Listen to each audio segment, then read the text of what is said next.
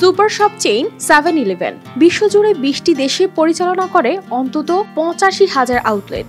7-Eleven super শপগুলোর মূল আকর্ষণ হলো তাদের নিত্য প্রয়োজনীয় জিনিসপত্রের সহজলভ্যতা, দ্রুত পরিষেবা ও অন্যান্য প্রয়োজনীয় পণ্যের সহজ প্রাপ্যতা। আর 7-Eleven-এর আন্তর্জাতিক উপস্থিতি ও জনপ্রিয়তা এটিকে বিশ্বব্যাপী প্রতিষ্ঠিত করেছে একটি ব্র্যান্ড হিসেবে।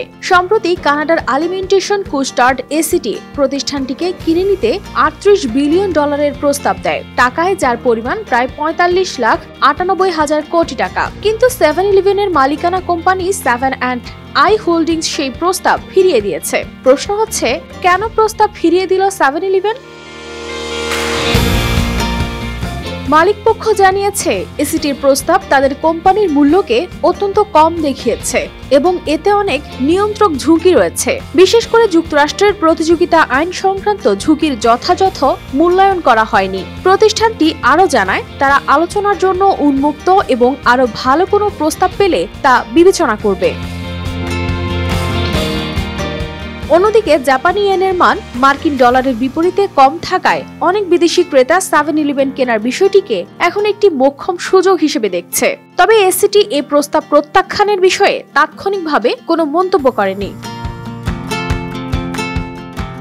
7-Eleven মূলত 1927 সালে যুক্তরাষ্ট্রের টোট এম নামে শুরু হয়েছিল, যা পরবর্তীতে 1946 সালে 7-Eleven নামে পরিবর্তন করা হয়। এই নামকরণ করা হয়েছিল কারণ তাদের দোকানগুলো সকাল 7টা থেকে রাত 11টা পর্যন্ত খোলা থাকত, যা সেই সময়ের জন্য একটি দীর্ঘ সময় ছিল। জাপানের সুপারমার্কেট চেইন ইতো ইয়োকাডো 1991 সালে 7-Eleven-এর 70% শেয়ার কিনে নেয় এবং 2005 সালে 7&i হোল্ডিংস সম্পূর্ণ মালিকানা গ্রহণ করে। বর্তমান সময়ে 7-Eleven শুধু যুক্তরাষ্ট্রেই নয়, জাপান, কানাডা, অস্ট্রেলিয়া এবং অন্যান্য এশীয় দেশসহ মোট 19টি দেশে তাদের আউটলেট পরিচালনা করছে।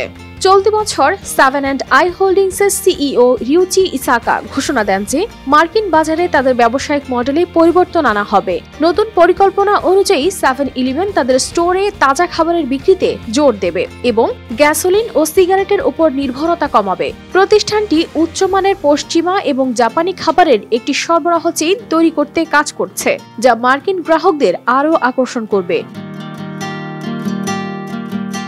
অন্যদিকে কুস্টার্ড এসিটি 30টিরও বেশি দেশে প্রায় 17,000 আউটলেট পরিচালনা করছে।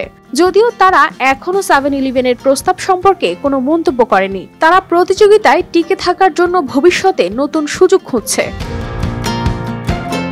কানিস ফাতেমা শিমু, RTV।